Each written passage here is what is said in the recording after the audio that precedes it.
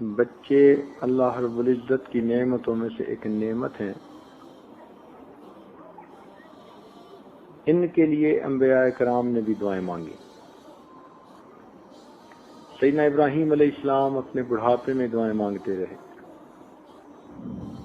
حضرت زکریا علیہ السلام دعائیں مانگتے رہے. یہ انسان کی فطرت ہے کہ وہ چاہتا ہے کہ میری اولاد ہو. جب اللہ رب العزت یہ نعمت کسی کو عطا کر دیں تو اس پر کچھ ذمہ داریاں عائد ہوتی ہیں. ایک ذمہ داری یہ ہے کہ ان بچوں کو جسمانی طور پر بھی اچھی پرورش دی جائے، اور اس سے بڑی ذمہ داری یہ کہ ان کو صحیح معنوں میں انسان بنایا جائے. یہ نہ ہو کہ کھا پی کے گھوڑے کی طرح پل تو جائے مگر اس کے اندر انسانیت نام کی کوئی چیز ہی نہ ہو. تو یہ دو ذمہ داریاں ہیں. فطری طور پر ماں باپ کو اس کی فکر ہوتی ہے، اور اس کا ثبوت قرآن مجید سے بھی ملتا ہے. توجہ فرمائیے کہ حضرت عمران علیہ السلام کی بیوی حاملہ ہیں، اس وقت سے وہ دعا مانگتی ہیں رب انی نذرت لک ما فی بطنی محررا فتقبل منی. یعنی ابھی بچہ ماں کے رحم میں ہے، ولادت بھی نہیں ہوئی، مگر ماں کو اس وقت سے فکر ہوتی ہے اپنی اولاد کی، اور نیک مائیں اس وقت سے اپنے رب سے اس بچے کی نیک بختی کی دعائیں کرتی ہیں. نیک والد کو بھی اولاد کی فکر ہوتی ہے، اور یہ فکر کتنی زیادہ ہوتی ہے اس کا ثبوت قرآن عظیم الشان. اللہ تعالیٰ ارشاد فرماتے ہیں ام کنتم شہداء اذ حضر یعقوب الموت. دیکھیے حضرت یعقوب علیہ السلام کا آخری وقت ہے. اس وقت انہوں نے اپنے بچوں کو اکٹھا کیا. اذ قال لبنیہ ما تعبدون من بعدی، میرے بیٹو میرے بعد کس کی عبادت کرو گے. اس سے والد کے دل کے غم کا اندازہ لگایا جا سکتا ہے کہ اس کے دل کی آخری چاہت اور تمنا کہ میری اولاد دین پر ہو جائے.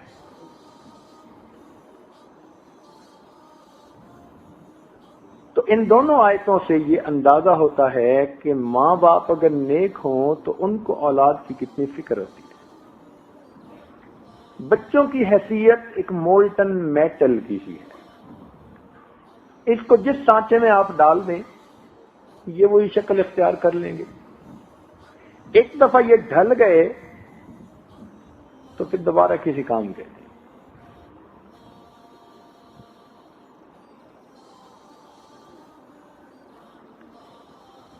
بچپن کی باتیں بچپن میں بھی انسان کے اندر سے نہیں نکلتی. اس لیے یہ بچپن کی عمر بچوں کی بڑی قیمتی عمر ہوتی ہے. یہ ذمہ داری ماں باپ کی بھی ہوتی ہے، استاد کی بھی ہوتی ہے کہ بچوں کی تربیت اچھی کی جائے.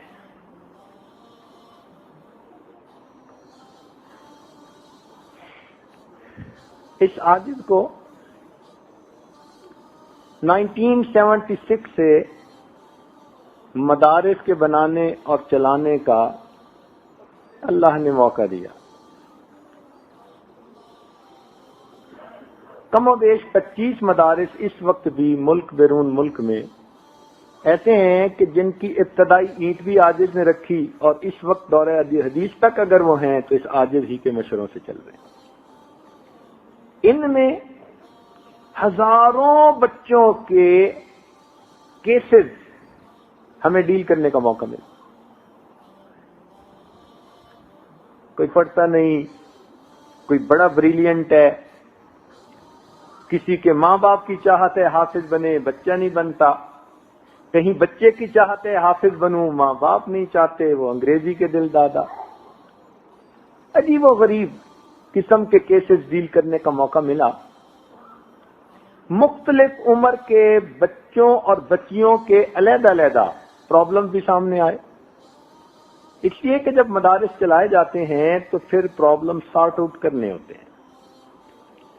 ہر کیس ہر بچے کا انڈیویجول کیس ہوتا ہے. استاد کو دیکھنا ہوتا ہے کہ اس بچے کو میں نے کیسے چلانا ہے. بعض بچے آنکھ کا اشارہ پہچان لیتے ہیں, بعض بچوں کو ڈانٹ ڈپٹ کرنی پڑ جاتی ہے.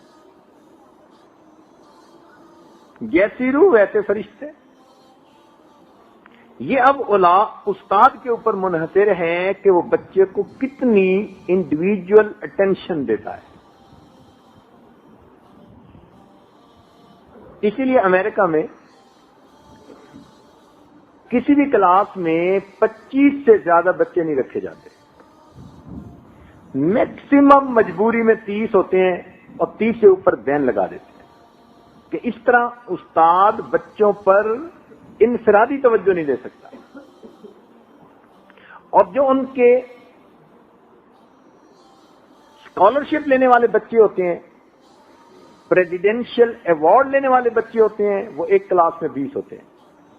اس سے اندازہ لگائیے کہ بچے کا استاد کے ساتھ انٹریکشن یہ کتنی اہمیت رکھتا ہے. بچے کو صرف الفاظ نہیں پڑھانے ہوتے. اگر الفاظ پڑھا دیں گے تو وہ اس کی ریم ہوگی. بچہ اسکول سے ہٹا اور وہ ریم ختم. اور اگر آپ بچے کو تعلیم کے ساتھ تربیت بھی دے رہے ہوں گے تو یہ بچے کی روم بن رہی. یہ بلٹ ان میموری ہے, ساری زندگی اس کے ساتھ رہے گی. وہ بچہ کہیں بھی چلا جائے گا, وہ بچہ دیندار رہے گا. تاہم 3 باتیں اس عاجز نے اپنی زندگی میں بہت اہم پائیں بچوں کی تربیت کے معاملے میں. اس 35-40 سالہ یہ جو تجربہ ہے بچوں کا, بچیوں کا, اور متعدد مدارس کا اور متعدد ملکوں میں, 3 باتیں وہ اس سارے تجربے کا نچوڑ ہیں. یوں کہی جا سکتی ہیں کہ اگر اس پورے تجربے کو کوئی بندہ سمرائز کرنا چاہے تو وہ 3 باتوں میں کر سکتا ہے. یہ باتیں ماں کے لیے بھی فائدے مند اور باپ کے لیے بھی فائدے مند. اگر ماں باپ ان 3 باتوں کا خیال رکھیں تو بچہ ایسی مضبوط بنیادوں پہ کھڑا ہوتا ہے کہ دین سے ہٹ ہی نہیں سکتا. یوں تو کہنے کو آپ درجنوں باتیں کہہ سکیں گے کہ اس کا بھی خیال رکھو, اس کا بھی رکھو, اس کا بھی رکھو. کتابوں پہ کتابیں لکھی ہوئی ہیں تربیت الاولاد کے بارے میں, مگر جسے تھمب رول کہتے ہیں وہ اگر ہمارے ذہن میں بیٹھ جائیں کہ ہم نے بچے کی کن باتوں کو مضبوط کرنا ہے, ان پہ بچے سے کوئی کمپرومائز نہیں. محبت اپنی جگہ, پیار اپنی جگہ, عیش و آرام اپنی جگہ, ناز نخرے اپنی جگہ. ان 3 باتوں سے بچے سے کوئی کمپرومائز نہیں.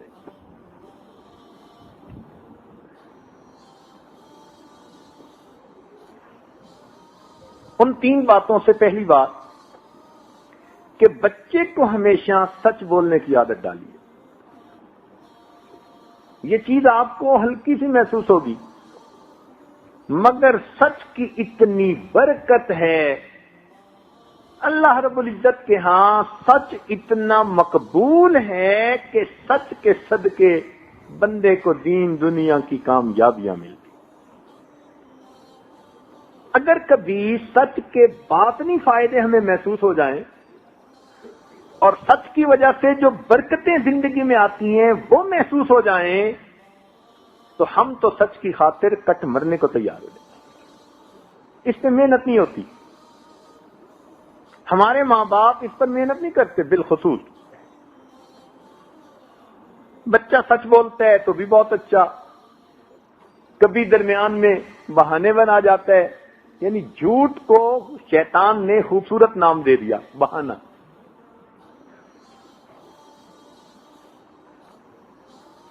اور فرنگی ملکوں میں تو انہوں نے ویسے ہی جھوٹ کو، جی میں نے ذرا اسٹیٹمنٹ اور دے دی تھی تاکہ بندے کو گلٹی کنشس بھی نہ فیل ہونا پڑے. یہ سچ انسان کی زندگی میں ایک مین کالم کی حیثیت رکھتا ہے. بچے کو بیٹھ کے سمجھائیں کہ بھائی بڑی سے بڑی غلطی کر لو گے معاف کر دیں گے، سزا نہیں دیں گے، شرمندہ نہیں کریں گے، مگر بتانا سچ پڑے گا. بیٹا ہو یا بیٹی، اور اس پہ کوئی کمپرومائز نہیں. جھوٹ پہ سب سے بڑی سزا ملے گی اور سچ پہ سب کچھ انعامات ملیں گے. یہ بات بچے کو بٹھا کے سمجھائیں اور اس کے ساتھ یہ ڈیسیژن کر لیں. یہ کام بڑا مشکل ہے، اس لیے کہ اس میں پھر ماں باپ کو بھی سچ بولنا پڑتا ہے. اب پھر کیسے ہوگا کہ ادھر سے فون آیا تو بیٹے کو کہہ دو ابو گھر پہ نہیں ہے. اب وہ بچہ سچ کیسے بولے گا جب باپ ہی اس کو یہ تعلیم دے رہا ہے؟ یہ کام جب آپ کرنے لگیں گے تو یہ کام آپ کو انتہائی مشکل نظر آئے گا. لیکن اللہ تعالی کی شان، اتنی برکت اس کی ہم نے اپنی زندگی میں دیکھی ہے، اتنی برکت دیکھی ہے کہ الفاظ میں بیان ہی نہیں کر سکتے.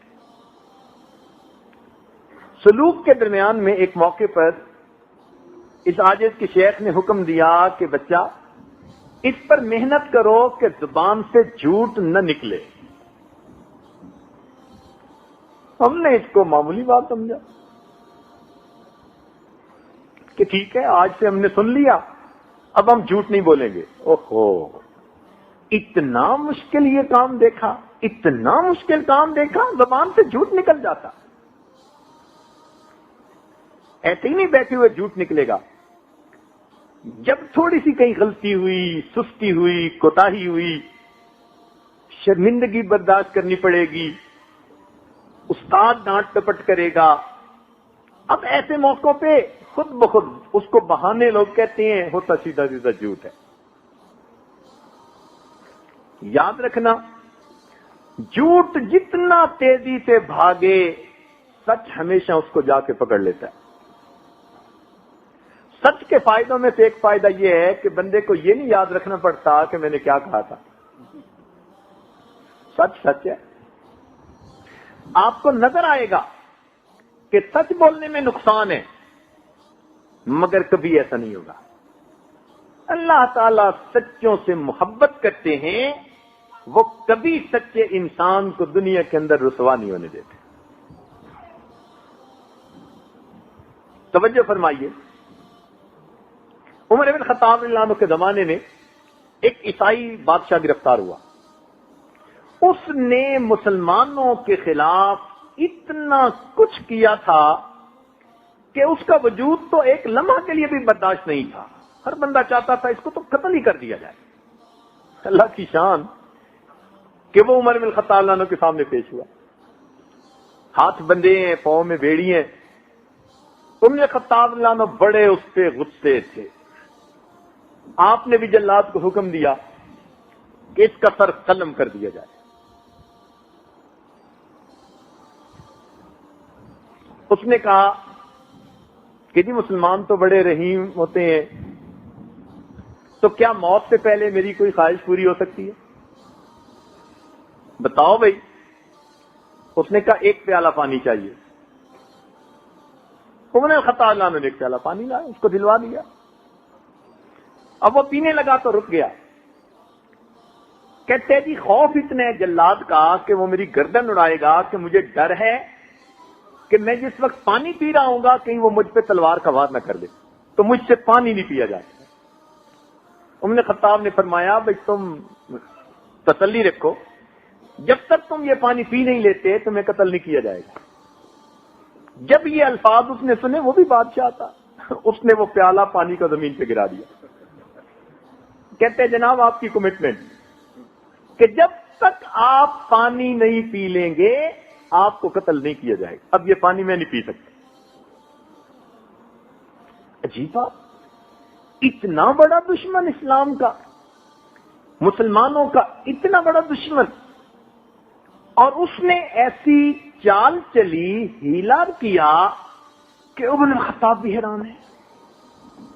اب دو صورتیں تھیں, یا تو اس کو کہتے کہ بھئی بکواس نہ کر, اور جلاد کو حکم دیتے نمٹا اس کو, اور ایک طریقہ یہ تھا کہ جو ورڈ دے چکے تھے اس کے اوپر سٹے کر.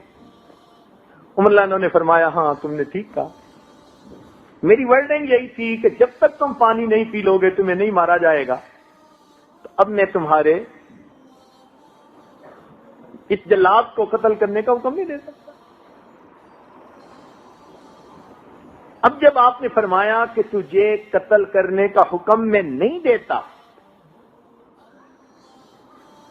تو لوگ حیران کہ اتنا بڑا دشمن اگر اس کو نہ مارا گیا تو یہ تو پتہ نہیں اور اسلام کے خلاف کیا کیا سازشیں کرے گا. عمر اللہ نے کہا ٹھیک ہے تجھے میں رہا کرتا ہوں. جب اس نے یہ بات سنی کہنے لگا کہ آپ نے ثابت کر دیا کہ مسلمان ہر حال میں سچا ہوتا ہے. میں آپ کے اس عمل سے اتنا متاثر ہوا کہ کلمہ پڑھ کر مسلمان ہونے کا اعلان کرتا. چند لمحے پہلے جن کے دل غمزدہ تھے کہ کیا بنے گا, سچ جیت گیا. وہ اسلام کا سپاہی بنا. اتنا سمجھدار بندہ تھا, کتابوں میں لکھا ہے کہ عمر بن الخطاب لانو اس سے امور خلافت میں مشورے کیا کرتے تھے. مفتی لطف اللہ سہارنپوری رحمۃ اللہ علیہ گھر کی عورتوں کے ساتھ شادی میں کہیں شرکت کے لیے جا رہے ہیں. رستے میں ایک جگہ ڈاکوؤں نے گھیر لیا. حضرت پہچان گئے کہ یہ مال سمیٹیں گے. حضرت نے کہا دیکھو بھائی پردے دار عورتیں ہیں, تمہیں مال چاہیے, ان کی عزت خراب نہ کرو, ان کو بے پردہ نہ کرو, ہمارے پاس جو کچھ زیور ہے ہم سب تمہیں خود دے دیتے. نیک لوگوں کی نظر میں عزت قیمتی ہوتی ہے, مال کی کیا حیثیت ہوتی ہے. انہوں نے کہا ٹھیک ہے. آپ نے عورتوں سے کہا کہ جو زیور ہے سب اتار کے دے دو. عورتوں نے سب اپنے زیورات اتار کے ایک رومال میں باندھ کے اس کو دے دی. بھئی یہ لے جاؤ, عورتوں کے قریب نہ جاؤ. انہوں نے کہا ٹھیک, ہمارا کام آسانی سے ہو گیا. وہ گٹھڑی زیورات کی لے کر چل پڑے, اور حضرت نے گاڑی چلانے والے کو حکم دیا بھائی چلو. تھوڑی دور آگے گئے تو ایک عورت کی نظر پڑی کہ ایک چھوٹی سی بچی کی چھوٹی انگلی میں ایک چھوٹی سی انگوٹھی تھی. تو اس نے حضرت سے پوچھا کہ حضرت آپ نے کہا تھا کہ ہم سارا زیور تمہیں دے دیتے ہیں, اور اس بچی کی چھوٹی انگلی میں یہ چھوٹی سی انگوٹھی ہے. حضرت نے فرمایا ہاں روکو. گاڑی رکوائی, بچی کی انگوٹھی اتروائی, اور حضرت ڈاکوؤں کے پیچھے چلے. ڈاکوؤں نے دیکھا کہ وہ بندہ ہمارے پیچھے آ رہا ہے, کہنے لگے کوئی بات نہیں, ہم زیادہ ہیں, ہم نمٹ لیں گے. کیسے آئے؟ بھائی معاف کر دینا, مجھ سے غلطی ہوئی. ایک بچی کی انگلی میں چھوٹی سی انگوٹھی تھی, نظر ہی نہیں آئی اس وقت. میرے کال تھا کہ ہم سب دے دیں گے, تو بھائی یہ بھی آپ لوگ لے لیجئے. حضرت کی بات کا ایسا اثر ہوا, سب ڈاکوؤں نے توبہ کی اور حضرت کے ہاتھ پر بیعت ہو گئے. جھوٹ جتنا تیز بھاگے, سچ ہمیشہ اسے پکڑ لیا کرتا. میرے دوستو, سچ کو آزما کے دیکھو. یہ سب سالکین کے لیے بھی ایک نصیحت ہے. اپنی زندگی میں سچ کو آزما کے دیکھیں ذرا. اتنے مزے کی زندگی ہو جائے گی نا کہ آپ کو اس دنیا میں اللہ رب العزت جیسے جنت کا سکون ملتا ہے آپ کو وہ سکون ملے گا. یاد رکھنا, جو انسان ہمیشہ سچ بولتا ہے اللہ رب العزت اس کے اٹھے ہاتھوں کو کبھی رد نہیں کیا کرتے.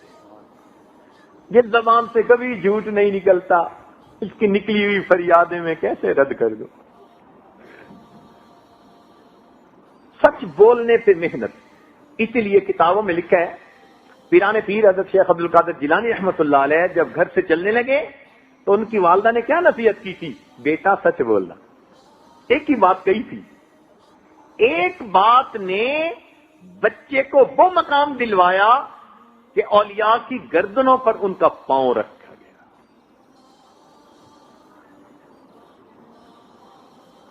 اس کو زندگی میں آزمائیے, عہد کر لیجئے, آج کے بعد جھوٹ نہیں بولنا, رانگ سٹیٹمنٹ نہیں دینی. شرمندگی ہوگی تو یہی کی ہوگی نا, 2 منٹ کی بات ہے, معذرت کر لیں گے, معافی مانگ لیں گے, تسلیم کر لیں گے. ناکی کا مسئلہ ہے نا. مگر سچ کی برکتیں آپ اتنی دیکھیں گے حیران ہو جائیں گے. تو بچے کو بتائیں کہ اس پہ کوئی کمپرومائز نہیں, ہم جھوٹ نہیں برداشت کر سکتے.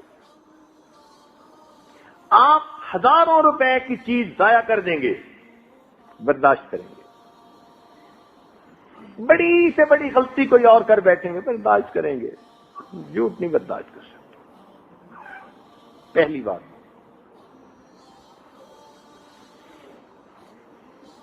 بلکہ الہی بخش کاندلی رحمت اللہ علیہ کا واقعہ مشہور ہے کہ ہندوؤں نے کہا کہ ہم یہاں مندر بنائیں گے, مسلمانوں نے کہا مسجد بنائیں گے. پھر مسلمانوں سے انگریز جج نے پوچھا کہ بھئی کوئی بندہ ہے جو درمیان میں گواہی دے اور معاملہ سمٹ جائے. تو شاہ عبد العزیز رحمت اللہ علیہ کے شاگردوں میں ایک بزرگ تھے مفتی الہی بخش کاندلی رحمت اللہ, ان کا نام لیا گیا.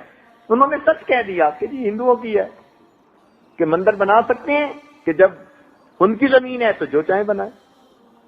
انگریز نے فیصلہ لکھا, آج کی اس مجلس میں مسلمان تو ہار گئے مگر اسلام جیت گیا. مسلمان تو ہار گئے مگر اسلام جیت گیا. اور یہ ایسی بات تھی کہ اس کو سن کر وہ کافر کہنے لگے کہ جج صاحب آپ نے تو فیصلہ سنا دیا, ہمارا فیصلہ بھی سن لیجئے. ہم کلمہ پڑھ کر مسلمان ہوتے ہیں, اپنے ہاتھوں سے اس جگہ پر مسجد بنائیں گے. جھوٹ جتنا تیز دوڑے سچ ہمیشہ اسے پکڑ لیا کرتا. بس یہ بات دل میں بٹھا لیجیے. اتنی برکتیں سچ کی ہیں نا کہ ہم اس کا الفاظ میں احاطہ نہیں کر سکتے. اس لیے ہمارے مشائخ نے کہا کہ 2 ہی تو باتیں ہیں جو سلوک طے کرنے کے پر ہیں, ایک رزق حلال اور دوسرا صدق مقام. اور آج ان دونوں باتوں میں کمی کوتاہی کی وجہ سے روحانی طور پر ہم پیچھے ہوتے ہیں. تو خیر, ایک بات سچ بولنا. اور دوسری عادت بچے کے اندر جو پیدا کرنی چاہیے وہ نماز کا اہتمام. نماز تو پڑھتے ہی ہیں بچے, بچپن سے اس کو نماز کا اہتمام سکھانا ہے. تسلی سے وضو کرنا ہے, پاکیزگی کا خیال رکھنا ہے, وقت پہ نماز پڑھنی ہے تکبیر اولا کے ساتھ اگر وہ بیٹا ہے. اذان کی آواز سنے, بیٹی نے پہلے نماز پڑھنی ہے, کام بعد میں دیکھے جائیں. تو نماز کو اہتمام سے پڑھنا. اس کے اندر ایک فائدہ تو یہ کہ اس بچے کے اندر پاکیزگی آ جاتی ہے, کیونکہ بے نمازی بچہ تو استنجے کا بھی خیال نہیں کرے گا, اور اگر نماز پڑھے گا تو کپڑوں کی پاکیزگی کا خیال رکھے گا. تو پاکیزگی بھی آ گئی, وقت کی پابندی بھی آ گئی. اگر بچہ باجماعت تکبیر اولا سے نماز پڑھے گا تو وقت کا پابند رہے گا. پتہ ہوگا امی بھی نوٹ کر رہی ہے, ابو بھی پوچھیں گے, اور جھوٹ بول نہیں سکتا. اس لیے مومن سب کو جو سکتا ہے, جھوٹا نہیں ہو سکتا. تو دوسری بات, نماز کے اہتمام پر محنت کیجیے. اس سے راضی نہ ہو کہ نماز پڑھتا ہے, نہ. فرق ذرا سمجھنے کی کوشش فرمائیں. اس سے خوش نہ ہو جائیں کہ بچی نماز پڑھتی ہے اور بچہ نماز پڑھتے نہیں. نماز کا اہتمام، اس لیے بچے کو دیکھیں کہ جلدی جلدی نماز پڑھ رہا ہے تو نہیں، اس پہ کمپرومائز نہیں ہے. بچپن سے اس عمل کی اہمیت اس کے دل میں بیٹھے، اس میں کوئی ہینکی پھینکی نہیں چلنی. مجھے نماز پرسکون ہو کر پڑھنی ہے، تسلی سے پڑھنی. تو اگر آپ نماز کا اہتمام اس کو سکھائیں گے تو آٹومیٹکلی اللہ تعالی کے ساتھ ایک قرب کا رشتہ اور تعلق اس بچے کا ڈیولپ ہونا شروع ہو جائے گا. بچے کو بتائیے کہ بھئی آپ نے نماز تو پڑھی، کس کیفیت کے ساتھ پڑھی؟ تو جب بچپن سے یہ سنے گا کہ ابو بھی کہتے تھے کس کیفیت کے ساتھ پڑھی، تو اس کو پتہ چلے گا کہ یہ بھی زندگی کا کوئی مقصد ہے. آج تو اس مقصد کو ہم بھولتے ہی چلے جا رہے ہیں کہ ہم نے بھی ان تعبد اللہ کا انک تراہ فإن لم تکن تراہ فإنہ یراک. چنانچہ گھر میں عورتیں نماز پڑھ لیتی ہیں، اس بات سے نیک لوگ خوش ہو جاتے ہیں، جی بیوی نماز پڑھتی ہے. کبھی ہم نے اس سے یہ بھی پوچھا کہ کس کیفیت کے ساتھ پڑھتی ہے؟ خلق الموت والحیات لیبلوکم ایکم احسن عملا. ایک نماز اگر ایسی پڑھ لی نا 2 رکعت، من صلی رکعتین، حدیث پاک میں ہے جس بندے نے 2 رکعت اس طرح سے پڑھی کہ اس کے نفس میں کوئی باہر کی دنیا کا وسوسہ نہیں آیا، غفر لہ ما تقدم من ذنبی، 2 رکعت پر اللہ پچھلے سب گناہوں کو معاف فرما دیتے. تو اس پر نماز کے اہتمام پر کنسنٹریٹ کیجیے. بچے کو وضو کرتے ہوئے دیکھیے صحیح کر بھی رہا ہے یا نہیں. اس کی پاکیزگی کے بارے میں اس سے پوچھیے، بھئی آپ کیسے طہارت کرتے ہو اپنے جسم کی؟ آپ حیران ہو جائیں گے. بڑی بڑی عمر کے بچے وہ بس نام بناتے ہیں جی نماز پڑھ رہے ہیں، اور اس کوتاہی کی وجہ سے جو نماز کی برکتیں بندے کو ملنی ہوتی ہیں وہ اس بچے کو مل نہیں رہی ہوتی.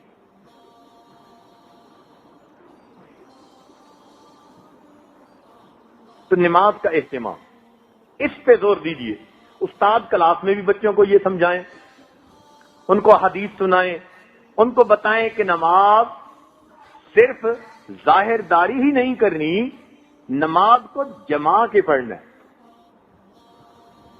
پرسکون ہو کے پڑھنا ہے، دنیا کے خیالات سے خالی ہو کر پڑھنا ہے.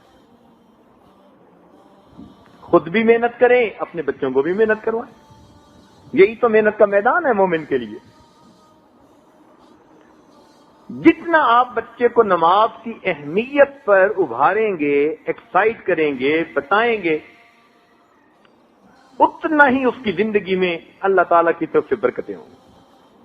احادیث میں جتنے فائدے نماز کے بتائے گئے کسی اور عمل کے اتنے نہیں بتائے گئے. اللہ تعالیٰ کام کے ذمہ دار ہوتے ہیں، اللہ تعالیٰ اس کو سرخرو کرتے ہیں، برکتیں دیتے ہیں، رزق میں برکت، اتنے فائدے کہ کوئی حد نہیں. اچھا، بچے کو جب آپ دیکھیں کہ ذرا اچھی نماز پڑھ رہا ہے تو اس کو انعام دیا کریں. بیوی کو کبھی مصلی پہ بیٹھے دیکھیں تو بھولے سے تعریف کر دیا کریں. کیونکہ ہمارے نوجوان بیویوں کی تعریف نہیں کرتے. نیک بیوی ہوگی، پاک دامن ہے، وفادار ہے، نیکوکار ہے، ان کی زبان گنگ ہوتی ہے. دیکھو بھائی، یہ جو ہوتا ہے نا انکریجمنٹ، یہ فطرت ہے بندے کی. آپ اندازہ لگائیے کہ مچھلی کو جب سکھایا جاتا ہے تو اس کو کہتے ہیں کہ تم چھلانگ لگاؤ، تو مچھلی چھلانگ لگاتی ہے، تو اس کے منہ میں پھر چھوٹی مچھلی ڈالتے. ایک جگہ ہمیں ایکویریم میں وہ مچھلیوں کے کرتب دیکھنے کا موقع ملا، تو ٹرینر سے پھر بعد میں کوسچن آنسر ہوئے.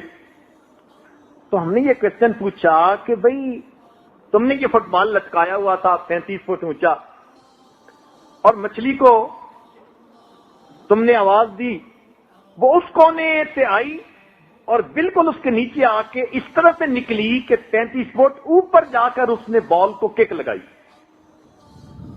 یا اللہ، اس جانور کو کیسے ٹرین کیا؟ ہم تو بندوں کو اور انسانوں کو ٹرین نہیں کر پاتے. تو جب ان سے ڈسکس کیا نا، تو انہوں نے یہ بات کہی، انہوں نے کہا جی کہ فطرت ہے ہر چیز کی کہ وہ انسینٹو چاہتا ہے، انکریجمنٹ چاہتا ہے. ہم نے جب اس مچھلی کو شروع کیا تو یہ نہیں سنتی تھی بات، لیکن جب اس نے ایک دفعہ ایسا کیا، ہم نے اس کے منہ میں مچھلی ڈالی، پھر دوبارہ کیا، مچھلی ڈالی. ہر دفعہ اب یہ انسینٹو ہم نے دینا شروع کر دیا تو مچھلی کو بھی پتا چل گیا ایسا کرنے سے مجھے انسینٹو ملتا ہے. اس نے کرنا شروع کر دیا. اب بتائیے کہ جانوروں کو انسینٹو دے کے اگر وہ ایسے کام کروا لیتے ہیں، کیا ہم انسان کے بچوں سے نہیں کرواتے؟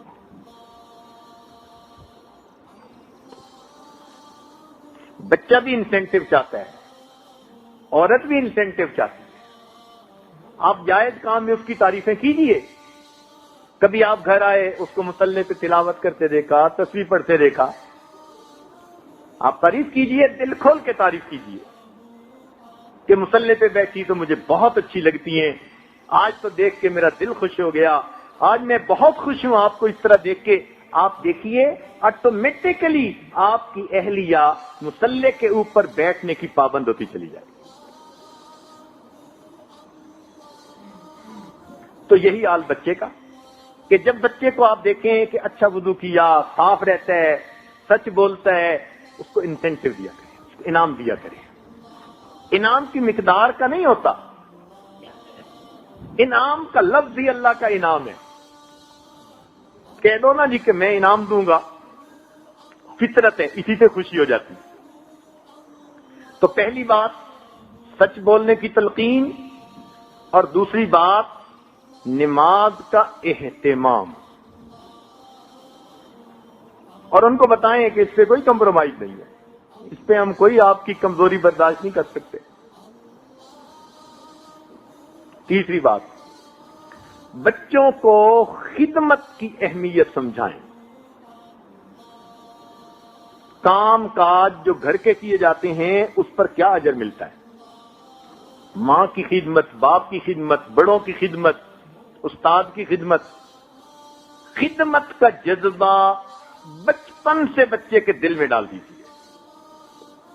مان لیا کہ آپ ملٹی ملینر ہیں، آپ کے گھر میں کام کرنے والے 1 درجن نوکر موجود ہیں، مگر بچے کو کہیں کہ اپنے کام خود کرے، بلکہ دوسروں کے بھی کام یہ کر کے دکھائے. بچپن سے اس کو شہزادہ بنا دیا، آپ نے بچے کو خراب کر دیا.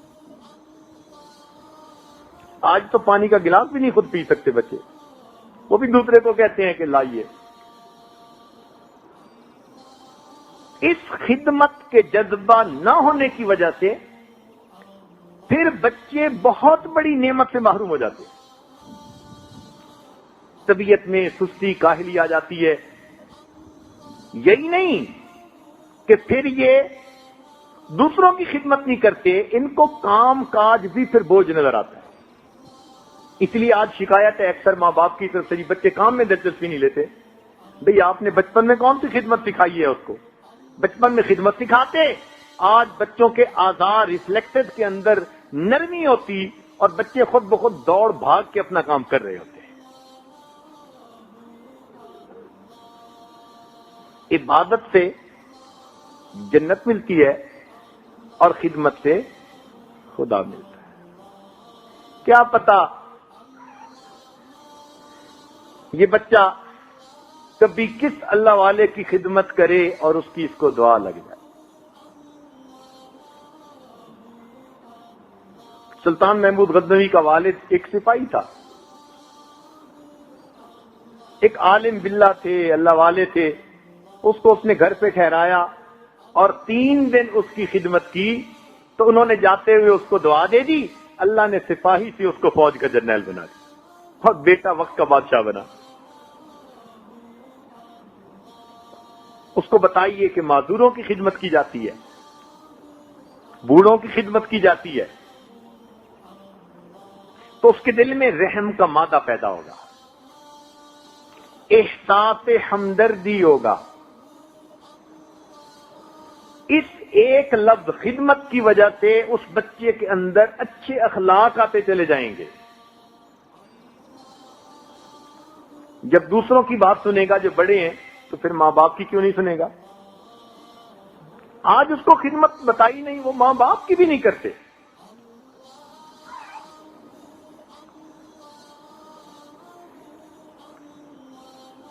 مثلاً ہمیں بچپن میں ہی ماں باپ کی خدمت کی اہمیت بتائی تو بچپن سے ٹریننگ ہی ایسی ہوئی کہ اس عادت کو یاد نہیں پڑتا کہ زندگی میں ایسا ہوا ہو کہ والدہ کھڑی ہے اور میں بیٹھا ہوں، تب بھی ایسا نہیں ہوا. پوری زندگی ایسی گزری، پہلے والدہ بیٹھے گی پھر ہم بیٹھیں گے. ٹریننگ ہی ایسی تھی. والدہ چارپائی پر بیٹھتی تھی، ہم اس کے قدموں میں بیٹھتے تھے. وہ پکڑ کے بٹھاتی تھی کہ بیٹا ادھر آؤ، تب چارپائی پر بیٹھتے تھے، ورنہ قدموں میں بیٹھتے. ہمارے بچے چھوٹے تھے، وہ دیکھتے تھے کہ ابو اس طرح جا کر اپنی امی کے قدموں میں بیٹھتے. ہمیں ان کو کچھ کہنا ہی نہیں پڑا. انہوں نے زندگی کے ان اعمال سے ان اخلاق کو خود سیکھا. یہ خدمت سکھانی پڑتی ہے. اور اس خدمت سے پھر والدین کی کیا دعائیں ملی، ہم ان کو الفاظ میں بیان ہی نہیں کرتے. ماں باپ بوڑھے بھی ہوں، ان کی زبان سے نکلے ہوئے کچھ الفاظ ایسے اوقات ہوتے ہیں اللہ کے ہاں قبول ہو جاتے ہیں. تو خدمت کا جذبہ یہ تیسرا لفظ ہے. ان کو بیٹھ کے واقعات سنائیں کہ خدمت اس طرح کی جاتی ہے، اس طرح فلانے کی، اس طرح یہ ہوا، تاکہ بچوں کے اندر ایک شوق.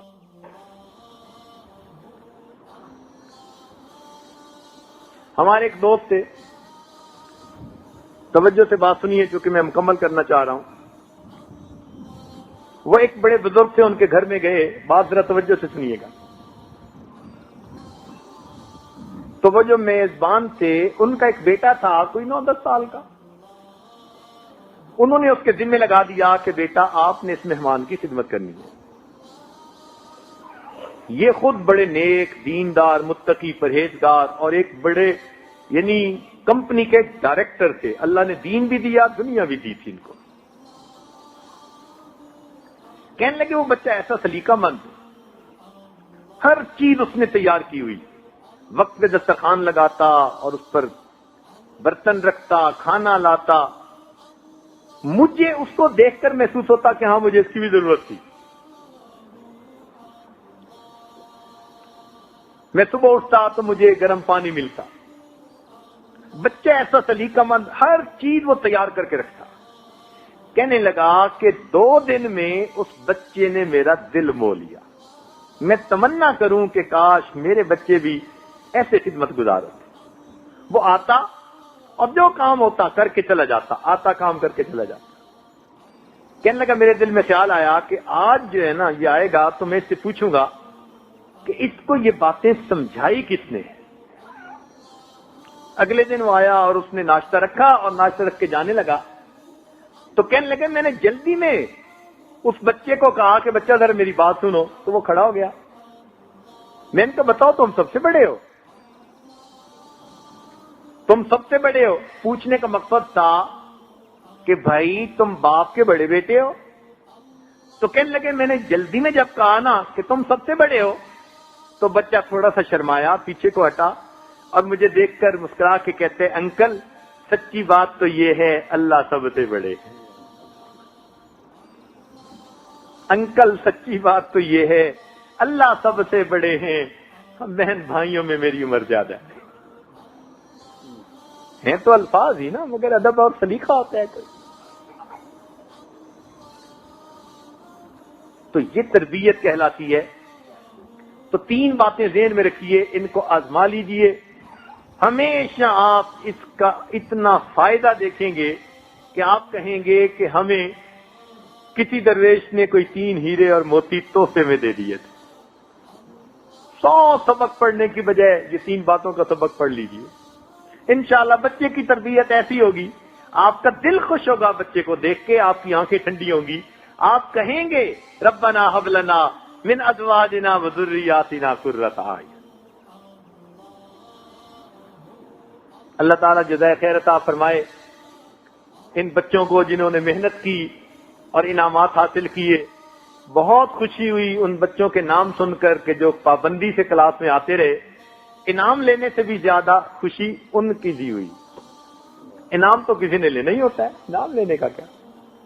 اس کی خوشی ہوئی کہ پابندی سے اتنے بچے اور بچیاں وہ کلاس میں آتے رہے. یہ بڑی اچیومنٹ ہے. اللہ تعالیٰ اس ادارے کو دن دگنی رات چوگنی ترقی نصیب فرمائے، اور جن اساتذہ نے یا معلمات نے محنتیں کی اللہ تعالیٰ ان کو بھی اپنے مقبول بندوں اور بندیوں میں شامل فرمائے. جس ادارے کے معاونین ہیں اللہ تعالیٰ ان کو بھی اپنے مقربین میں شامل فرمائے، اور ہم حاضرین کو بھی اللہ ان کی برکتوں سے